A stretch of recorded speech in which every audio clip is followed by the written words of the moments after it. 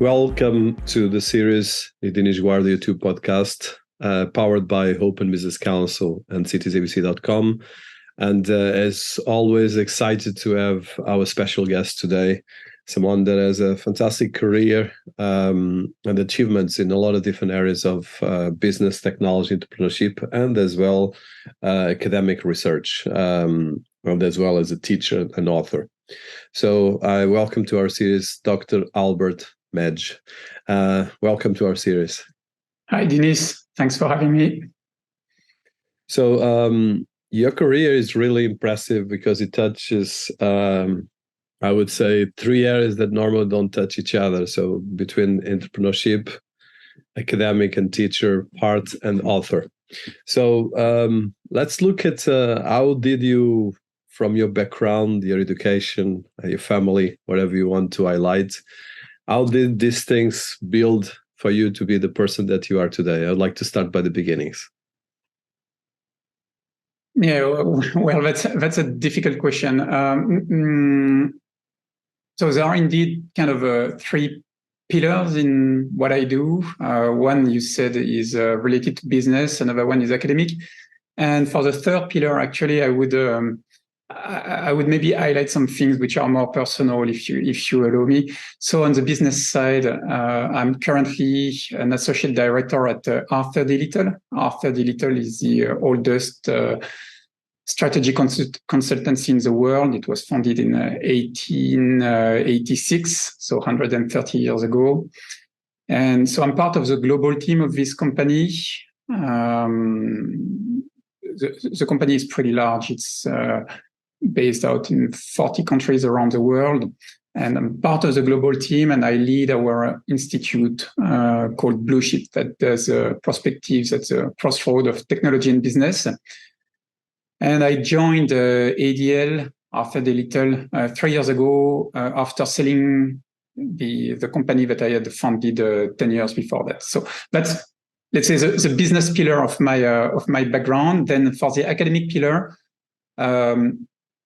there are several ways to look at it. I actually started my career in the academic world. I have a PhD in computational physics from the Australian National University. I did my postdoctoral research at the École Polytechnique Research Center in Paris. And still part of the academic pillar, I'm writing and publishing. So this is where I tend to put the author kind of things. I tend to put it in this pillar. So I publish books, articles on topics related to innovation, management, digital transformation, etc. And so I don't do academic research anymore, as I did 20 years ago, but I still have a foot in the academic world because, as you said, I'm teaching in various business school and engineering schools at academic level, topics around innovation management, digital transformation, artificial intelligence for business, these kind of things. So this is a second pillar, academic. And then there is a third pillar, which I think is important, and it's a little bit more personal. It's where I'm actually coming from. And I'm coming from the countryside in France.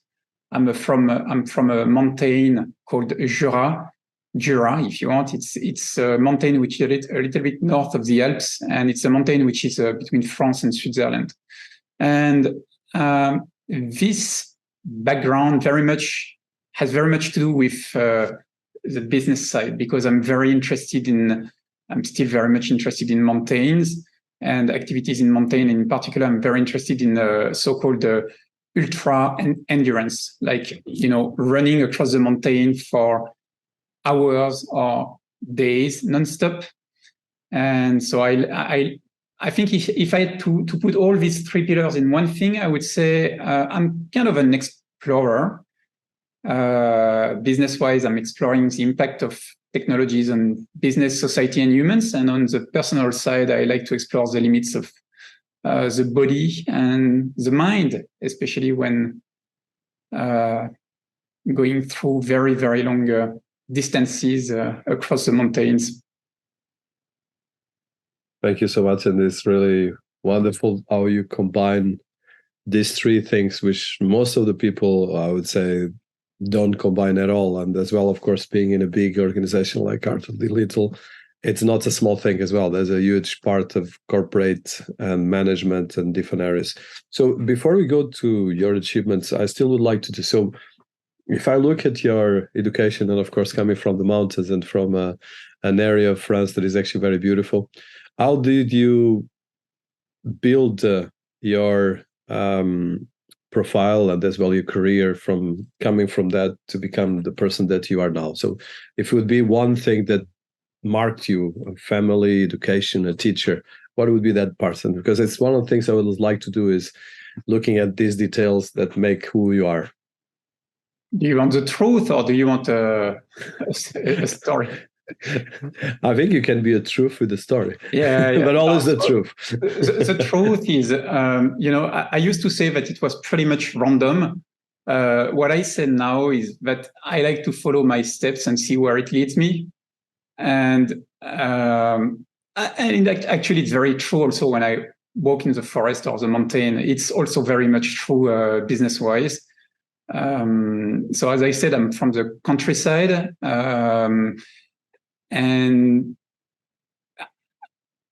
I had no idea. As a student, I had no idea what my studies would look like. I just knew that I was pretty good at science, math, physics, etc. And so I ended up doing a so-called preparatory school. It's a very French thing. It's for, when you're very good, you don't go to university, you go to this other path. But anyway, so I did that, but I had no idea where it would lead me and what kind of job it would bring me to. But then during my studies, I have to be frank, despite the fact that I was not too bad, I spent probably too much time at the bar and partying. And during the first 2 years, I was trying to get ready to go to some very interesting engineering school in physics, but I did not manage to get that. So I ended up doing a telecom degree, which was very fashionable back in the late 90s. But I got very bored, actually. I did not find it interesting at all. I did that because the market was pretty good back in the late 90s. But then by the time I finished my engineering degree, it was the internet bubble collapse. So it was not so good anymore when I got out of my master degree. So I decided to go to Australia to do my internship. And while I was there, I met a guy. I had actually some beers with a guy who was heading a big department in physics. And I did not know that at that time, but he was a pretty well-known physicist across the world. And he asked me if I wanted to do a PhD in computational physics in his lab. So I said, yeah, why not? Australia is nice. So I did my PhD there, and it was and I started to work hard at this time. So I did I think a pretty good PhD. My assessors were one of them was from École Polytechnique in Paris. The other one was from Berkeley University. So it was really, I got very lucky at this point. And then I ended up going back to Paris to do my postdoctoral research at École Polytechnique. And then there is another strange thing that happened. I was doing my postdoctoral research, and I received a phone call from a senior vice president of some company in the Silicon Valley, doing semiconductors. And this guy was a good friend of my PhD director. And he said, the guy who was in charge of our simulation department has just left the company. It's a 20 billion company. So it's a pretty large company. And he asked me if I would be interested in taking over.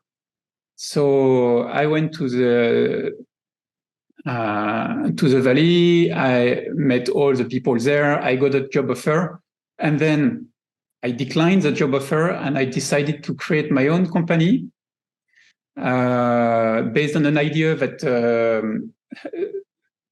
this senior vice president had mentioned.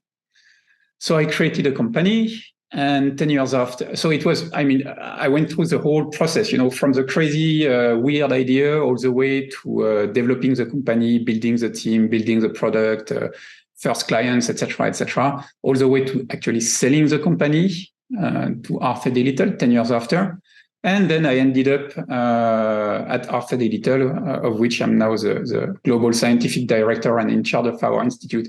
And really, I have not decided anything. It was just, opportunities, and I followed my steps. And this is how I ended up where I am today. And I'm very happy of the journey. No, that's really wonderful. It's a great story. Thank you so much. It definitely is a story, and as well, it tells the power of first of all following your instinct, but as well following your passions, and as well that sometimes we don't plan things, but they happen like by, I would say in your case, like magic at the same time, because it's really impressive career you build. And not like in sometimes people thrive and they have this kind of obsession. I speak for myself sometimes, but things happen when we less expect. So it's a law of attraction. Let's put it that way. So I want to touch, and of course I want to go through your achievements, which are a lot. And you put it very simple, but it's really impressive achievements, because Arthur D. Little is a massive organization worldwide, and as well what you achieved as well in the different companies is really very impressive, both and first of all combining areas so difficult and so different, because you were combining research, entrepreneurship, business, and scientific achievements. So how have you been juggled these three different things, especially bear in mind this story? I'm sorry, can you say that again? How do you juggle the areas of science, entrepreneurship, and at the same time the corporate life? Because these are three things that are extremely difficult. Yeah. So you use the word passion just before, and I'm someone who is very passionate. I'm very curious and passionate. So when there is a quote by the playwriter, the French playwright and film director Sacha Guitry, who used to say in French, ce qui ne me passionne pas m'ennuie. What doesn't excite me bores me. And so I really like this quote, because it's this is the way I work. I mean, when I get passionate about something, I will go like 100% or 200% to achieve the goals or the things which are related to this to the topic. When I'm not interested, I'm very, very lazy, and I can be very, very lazy, very lazy. And I've always been very much interested in science and technology. I'm really a geek. Like, I had my first Apple computer back in 84, 85. And at the same time, I've always been very much interested in the impact of technology on society. I'm also a science fiction writer, and I like dystopian science fiction novels or films, etc. When technology can turn the world into a nightmare, even though you don't necessarily realize that it's a nightmare.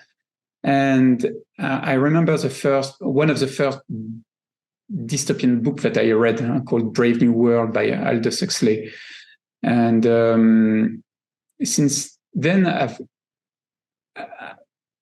I've always, liked looking into science, into technology, and also try to project what this technology could mean in terms of impact at a societal level or individual level if it was becoming mainstream. What kind of positive things it could bring, but also negative things it could bring.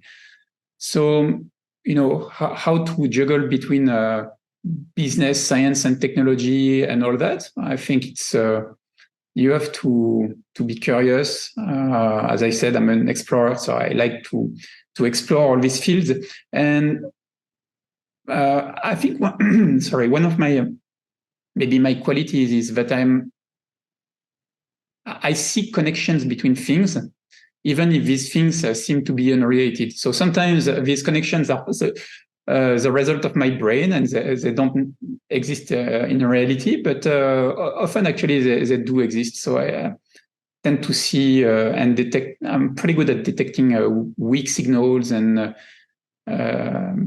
anticipate how things could evolve in the future. I don't know if I answered to your question, but this is my answer. No, it's a great answer. I love the way you drive the passion, but as well you achieve things. So you have a fantastic career, and your career spans entrepreneurship and a lot of different areas. And you actually created a couple of startups and organizations that are becoming quite impactful in a lot of things you do. So guide us through. You made at the beginning a bit of a summary, but if you look at the highlights of your career before working for the Arthur D. Little, and I want to talk about it, but a bit of what would be that you would like to highlight in terms of this, because effectively there's quite substantial achievements both as an entrepreneur and creating a couple of companies that have been Presence in particular, and as well Trust Me, which you've been advisory, and as well your academic career with ECK, which is one of the biggest business schools in the world. So if you can talk about the achievements on the career and the entrepreneur side. Yeah, no, I can say a few words from the top of my head. By the way, HEC is actually pronounced HEC. HEC, yes. So I founded the company Presence, which is a digital platform connecting business and expertise. So that was back in 2010. I developed the whole company, as I said, sold it to Arthur D. Little. My main activity today is with Arthur D. Little on the academic side. I also said that already, but now my main activity is to teach mostly at executive level. For example, I'm teaching in various business schools, including HEC Business School, which is the leading European business school.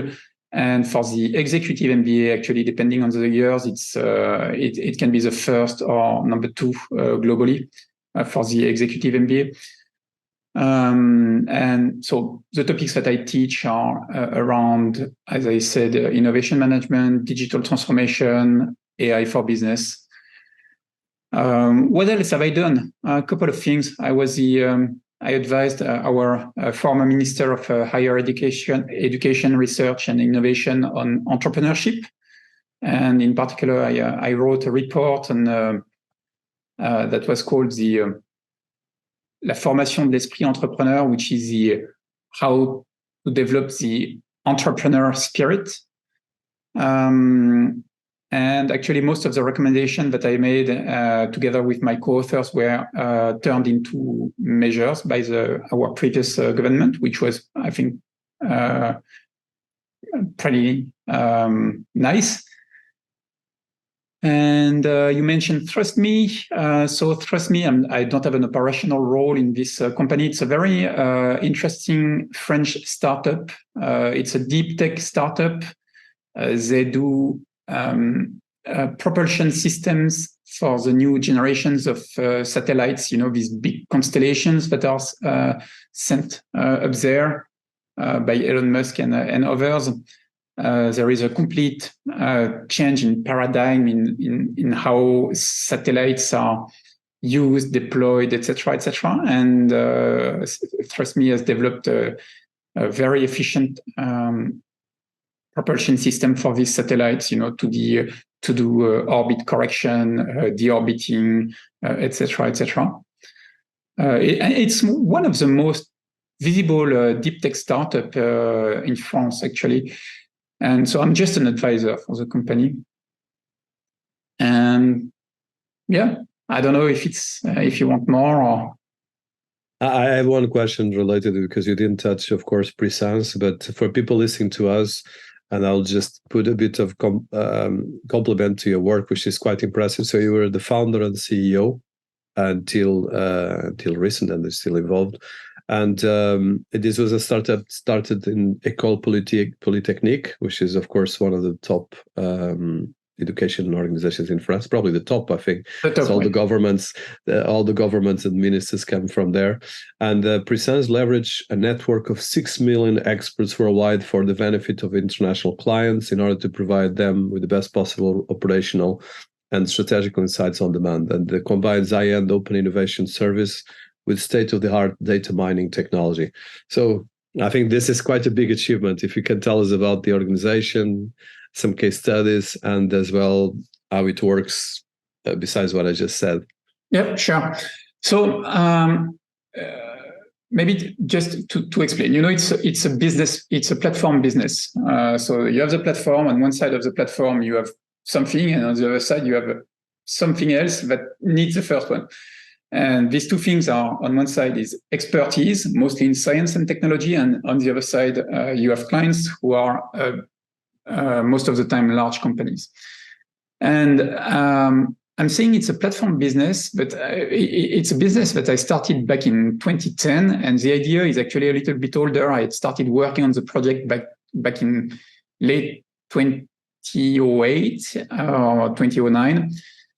And at the time, Uber did not exist. Airbnb, I don't think it was existing. So this notion of platform business was not so popular.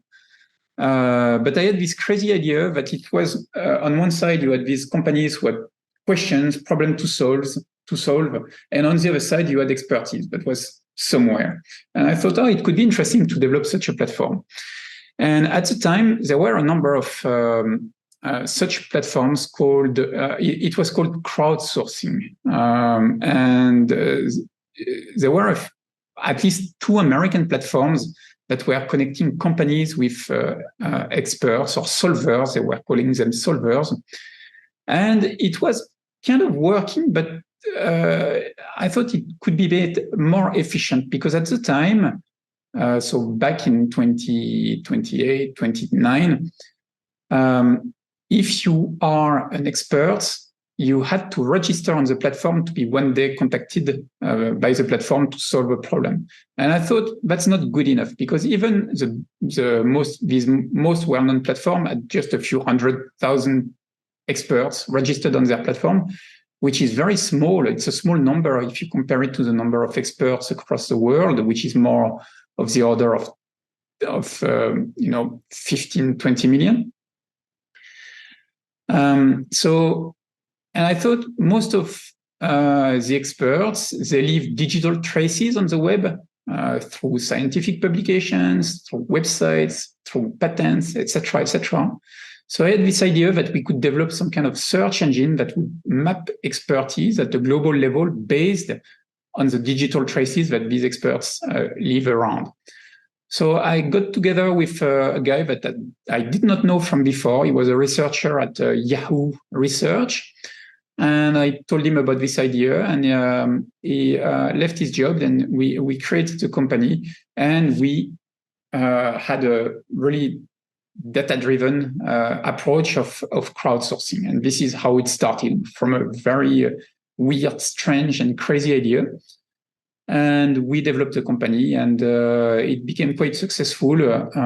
So it's pretty well known in France and a little bit in Europe, but most of our operations, I would say European based. We work with 60 or 70 very large companies now, and there are, in terms of use cases, there are two main ones. It can be a company that wants to crack a technical problem and accelerate the resolution of the technical problem. So it can be, for example, I don't know, just before you've developed a product and it works on the, let's say, a small scale, and just before moving to industrialization, you discover that there is something that does not scale very much. Very well. So here we find the expertise to actually solve the problem to accelerate the the moving to industrialization. And the second kind of use cases are more at the strategic level. So in this case, it's typically helping research and innovation directors to feed their research and innovation roadmaps. For example, one of my favorite projects that we had with our clients, it was with three very large corporates, international companies operating in the field of food. So two of them were in the agri-food business, and the other one was in the home appliance. And basically, they wanted to build a strategic roadmap mid to long term, so 5 to 10 years. So they wanted to anticipate all the trends that would impact them, whether it's technological trends, material, digital technologies in food science, of course, but also in terms of usages. So for that, we build this prospective vision, engaging through the platform hundreds of experts across the world. We worked a little bit closer with about 60 of them, and we had a very close collaboration with about 10 of them, and that ended up on a very detailed and report on all these trends and what the future of food could look like at a 5 to 10 year horizon. So it's really twofold: operational issues like solving a problem, or leveraging the platform and the experts to build prospective visions to feed the strategy. It's really impressive, especially the numbers that you achieve and the benchmark. So just one question, because 5 million people is quite impressive. So for people listening to us, there's a lot of social networks in the world don't have 5 million people. And as well as a massive qualified audience that you put together. So just for people listening to us, because I think a lot of YouTube channels is about audiences, and as well in podcasts, people talk about communities. So what would be, from your experience, and of course you were the CEO and founder, how did you gather all these people together? Because that's a massive achievement of putting all these experts together towards a common goal and feed them, keeping the community and so forth. Yeah. So that's interesting because you mentioned social network and community. And at the very beginning of the company, I was hoping that I would be able to build some kind of social network for researchers or experts and to build a community. But it's not what we did, actually. Many other platforms that tried to do that, and we quickly realized with my associate that it was not working. So as I explained before, we had a data-driven approach. So basically, we developed tools which are similar to a search engine, and these tools are plugged to a number of data sources, such as scientific publication repositories, patent repositories, international conferences in the academic world, etc. And we collect all this data on our servers. And based on that, we built automatically a map or mapping of expertise at a global level. We built automatically profiles of experts. So we identified, XYZ as an expert in this and this topic, and we automatically build these profiles and the connections that exist with other people. So it's not a social network per se. It's really some kind of graph, a search engine of expertise. But then once we have identified these experts, they don't know that we have identified them. And so the key thing was, how are we going to be able to engage these experts on demand when we need them? So the other innovation that we brought to the picture was to develop a platform-driven process to streamline our methodology to engage these experts.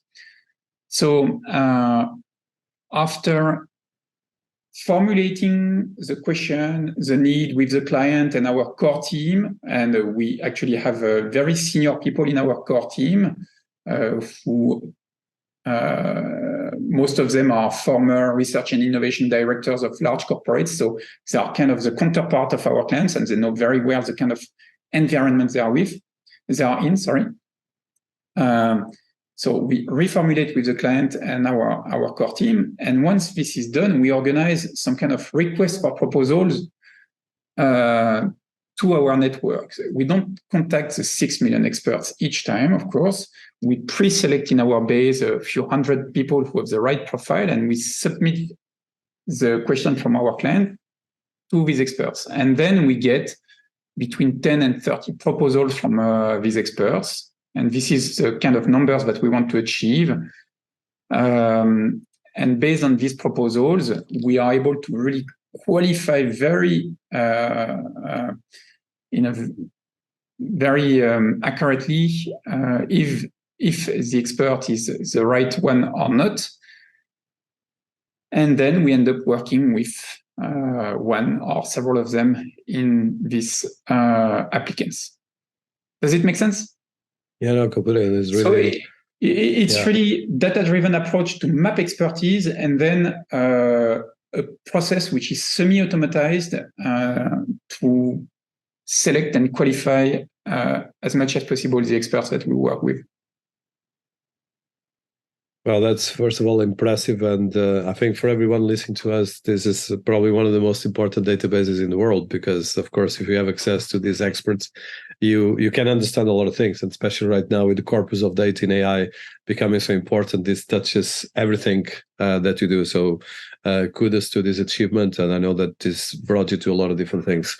So let's right now look, of course, you in parallel with this, you had always the academic and the different things, but I want to go right now before the academic, and I know that I have limited time, so I'll try to be synthetic. From here, how did you end up in Arthur D. Little? Because that's an important thing as well. And I know that I actually found you because of a PR from Arthur D. Little, and I was very excited. So I wanted to know more about you and about the project. Well, I think I said it a little bit earlier. Back in 2019, my business partners and myself thought that the business of our company had shifted over time. When we started, we only did problem solving. So, I said earlier that we have two types of use cases with our clients. I said there are problem solving, which is very operational, and we have more strategic problems, strategic use cases. And back in 2019, we realized that we had more and more projects that were at the crossroads of strategy and technology. So we thought it could be interesting to make a partnership or an alliance with a strategy consultancy. And we had some collaborations with Arthur D. Little previously. So we spoke with the CEO, and the CEO of Arthur D. Little said, why not looking at an acquisition? And this is what happened. So I sold the company to Arthur D. Little, and I still lead the company as a business unit of the group, no longer operational in the company. I'm really just in charge of the P&L. And as I said, now I'm the global director of our institute called Blue Shift, which I created. Actually, it's so Arthur D. Little is the oldest strategy consultancy in the world. It was founded by a guy called Arthur D. Little, and this guy used to be a researcher from the MIT. And I think this is quite important to know that, because despite the fact that Arthur D. Little, the company, is a management and strategy consultancy, in its DNA, very deep in its DNA, science and technology has always been there. And there is this, and it used to be a very strong differentiator compared to other strategy consultancies. If you look at at my colleagues, many of them are former engineers or researchers. So there is really this ability to go deep into science and technology to understand how it could impact business. So it used to be a very strong differentiator. And when Arthur D. Little acquired my company, our CEO wanted to reconnect or to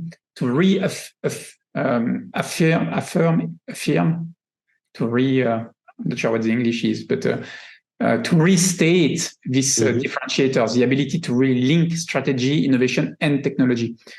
So he wanted to create an institute that would do prospective work, thought leadership at the crossroads of science, technology, and business. So this is why we created Blue Shift, and this is global institute that I lead.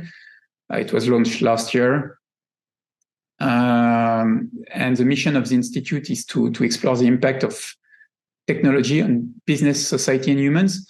What it means is that we are looking at technologies which are still at an early stage in terms of maturity, and technologies that have a very strong potential to impact and impact not only business, but also has the potential to transform society and people. So this is very important for us. Unlike most of our consultancies, Arthur D. Little is, and it's something that really struck me when I joined. It's very human. Having many friends in other consultancies, very often, you speak about performance, efficiency, etc., which is of course very important. But one of the key values of Arthur D. Little is really the human dimension. And this is something that we wanted to also look into with the Institute, is how technologies can not only impact business, but what kind of impact can it have on people? When you speak about generative AI, for example, business is important, but it is currently really changing the game for people and society, broadly speaking. So this is something that we look into. And we do that. At the beginning, you were asking me how to combine these different facets, etc.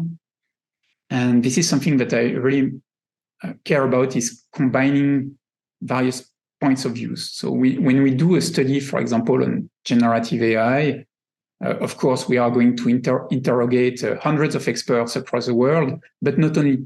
We also engage artists, science fiction authors, philosophers, who bring their piece of thinking on the topic of interest, both in the report, but also in the events that we organize around these studies. It doesn't mean that it's only philosophers and artists. There is also a very deep grounding into business and expertise. For example, our first report on quantum computing was forwarded by last year's Nobel Prize Alain Aspect. So just very serious, but in a fun way.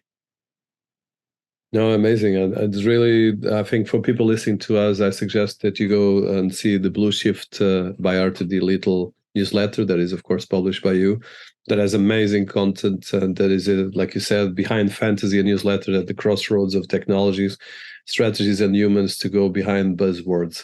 So let's go on this, and I know that I have more or less 10 minutes, 15. So one of the questions, and you touched this, generative AI. So when you look at our civilization and everything in terms of an organization like Arthur D. Little, there's a lot of confluences of technology. And like you mentioned, Arthur D. Little had been founded by someone from the MIT, and is one of the biggest organizations of research and consultancy worldwide. So the crossroad right now is quite challenging, both for businesses, for organizations, for countries, for all of us individuals. So as a researcher, as a business person, and as well as someone that has been dealing with a lot of quantity of data and as well information, how do you see the crossroad we are right now, especially with the emergence of AI becoming sentient, with the fourth industrial revolution, and as well, we've been writing a lot about metaverse technologies. So how do you see this confluence, especially from a macro perspective? And then I want to go probably one question more about micro. Okay. So that's a very interesting topic, and it's really the answer is really at the heart of what we are doing at Blue Shift, and more generally at Arthur D. Little. The context, the way I like to summarize the context as I see it from a business perspective is the following. First of all, there is an explosion of complexity. let's take a few. I will first give the three dimensions of this context, and then I will give examples. So there is complexity, there is acceleration in time, and there is everything related to biases. And I will elaborate a little bit on these three dimensions. So first of all, complexity. If you are an executive today, you are faced to at least a double convergence. There is a convergence at the industry level, and there is a convergence at the technology level. Let me explain. At the industry level, I was speaking a little bit earlier about future of food. 10 or 20 years ago, the future of food, it was just a question of agri-food in terms of industry, and it was just a question of nutrition in terms of science. While today, future of food is much broader than that. In terms of industry, it's not only agri-food, it's also a question of logistic, and in particular, logistic on demand. It's a question of platform business. It's a question of kitchen automatization. So you have all these industries which are converging, and industries that were not speaking with each other in the past. And the second convergence, as I said, is at the technology level. As I said, 10 years ago, future of food was a question of nutrition, while today you have many other fields of science and technology to consider. If you remain in life science, you have to look at, for example, gene editing. Gene editing, like 10 years ago, was science fiction. Today, it's a reality, and it brings solutions to any kind of questions we have, from the farm to the fork, as we say. So you have this convergence at the industry level, convergence at the technology level, which creates a huge complexity for executives, and this creates some kind of technological fog in which it's very difficult to take decisions. First. Second part of the context for executives is time, acceleration.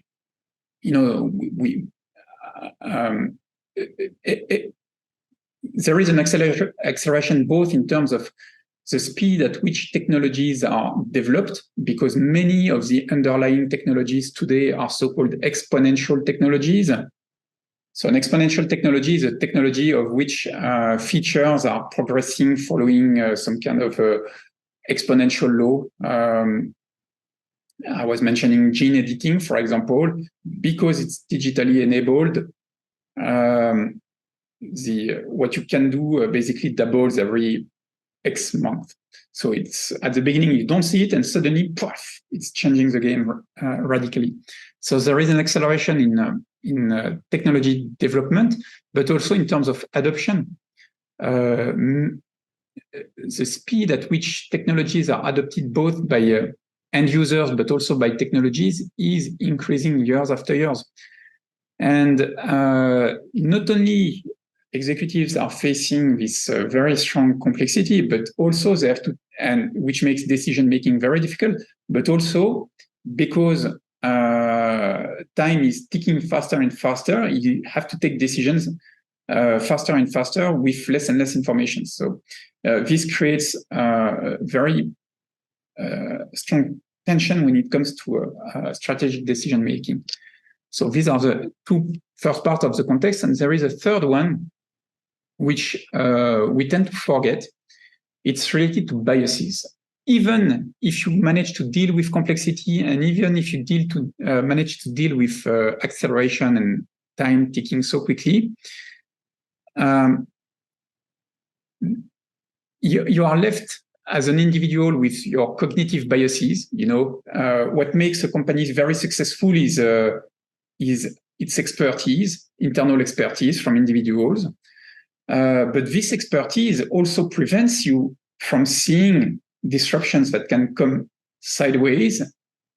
And this is one. And there is also a form of biases at the company or the organization level, because it's very difficult to once again, a company is successful because it has a certain supply chain, a certain industrial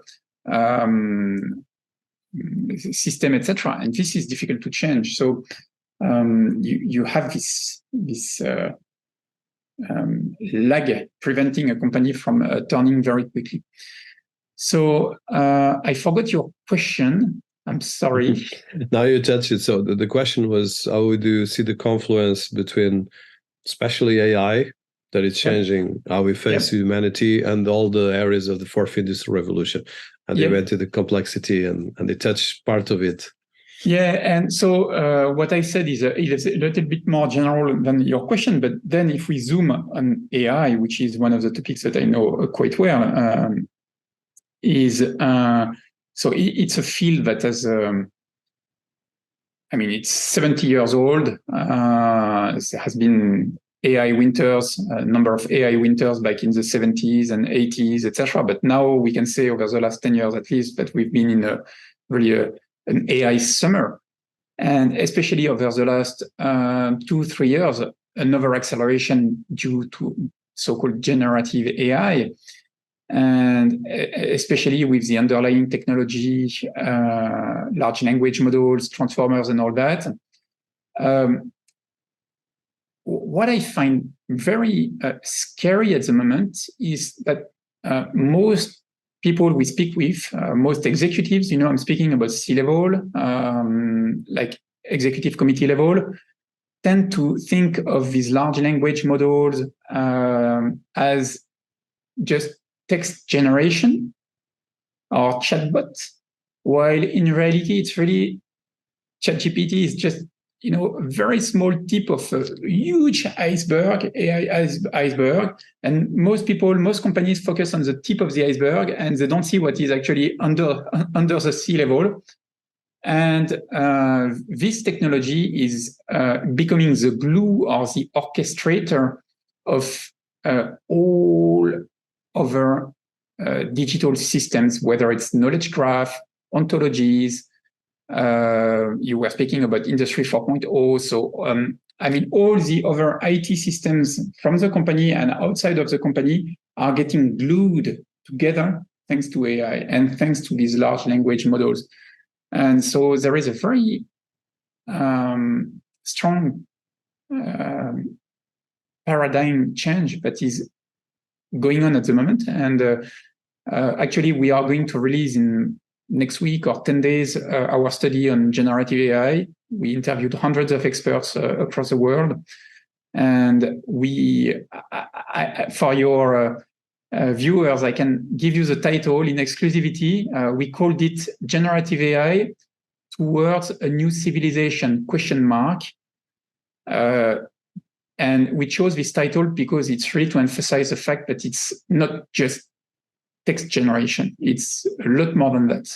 And once again, most people don't realize what is actually going on. So I want to touch, because I saw a couple of publications and I know that we are limited on time, but you have a lot of reflections on your work that touches from all these areas. And I'm particularly interested on that report, by the way, about the challenge that come from this. So from, like you said, you are a science fiction writer and reader, but I'm sure you are on the visualization as well, because from my own research, you touch a lot of these things. But from the different areas that you've been doing, I saw a lot of articles of yours as well about, for instance, one of them is Metaverse, the next digital revolution for business. So at the moment, we have a convergence between the physical and digital. And AI is probably the first way where actually, and you did that article as well, that ChatGPT is a bit of our children, or at least as well. It can be our children creating an apocalypse, or it can be our children creating a new evolution of ours. So how do you see it, especially because you are as well doing this, looking at research, but with a strong component on business? My experience, and that's why I created openbusinesscouncil.org, is that 90% of the business don't have any digital experience. So we have a very big paradox, is that people like you and me are 50 years ahead, and okay, even in the present, because this is present, it's not future.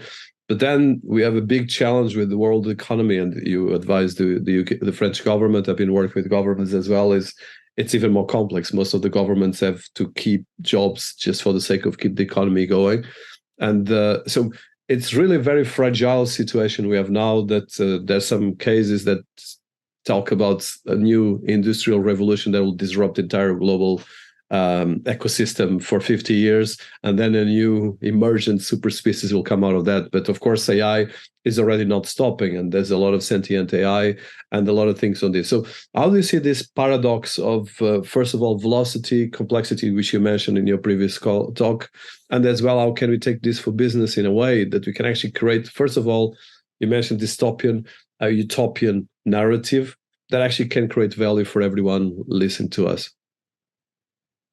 Yeah, just a side note on AI. There are more and more experts from the scientific community who think that we may actually be closer than what we originally thought to artificial general intelligence. However,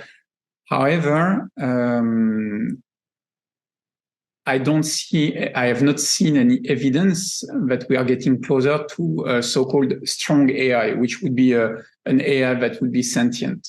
I don't think that there is a consensus in the scientific community about that. So I think we have to really differentiate the fact that we may reach in the coming years an AI which is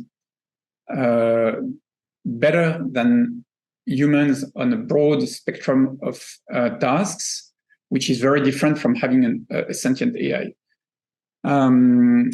Then how to create value? Well, that's a tricky question, and I've not reached a definite conclusion on that. If you look at the history of innovation waves and industrial revolutions, it always follows the same pattern. It starts with scientific discoveries.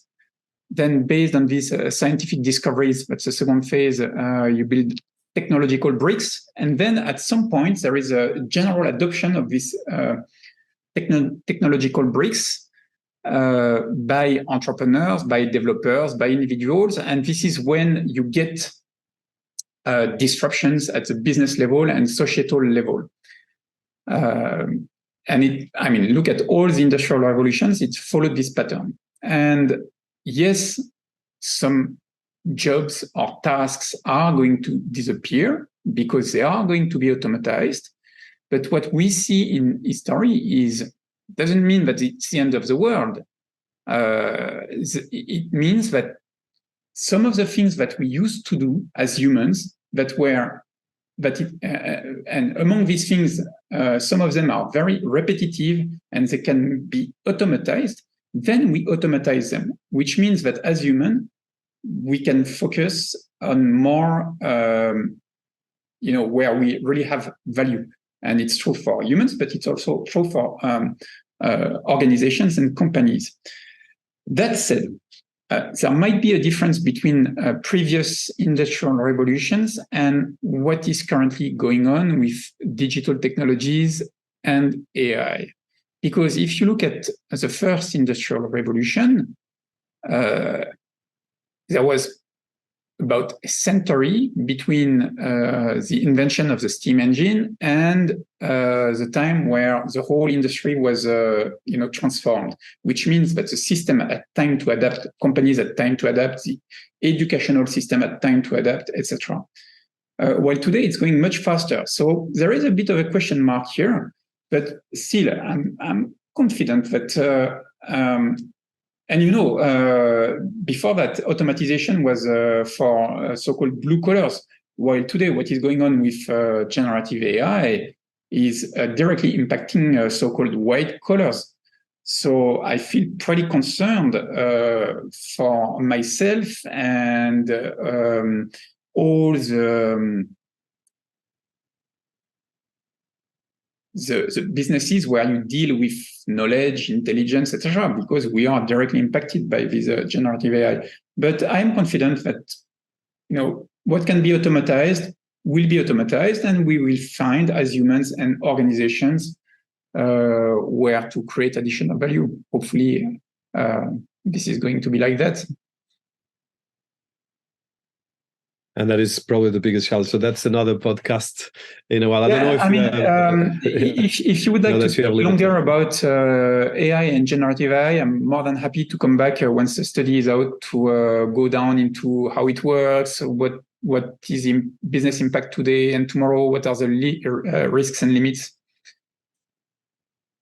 I would like to definitely. I'll do a part 2. So thank you so much. It's really there's a lot of things here. So for people listening to us, we'll put all the links to the bio, to the R2D literal profile as well, and a lot of other things that Albert has been doing. The research is very impressive. So thank you so much for your time today. And Thanks definitely I want a lot, part 2. Merci beaucoup. Thanks a lot.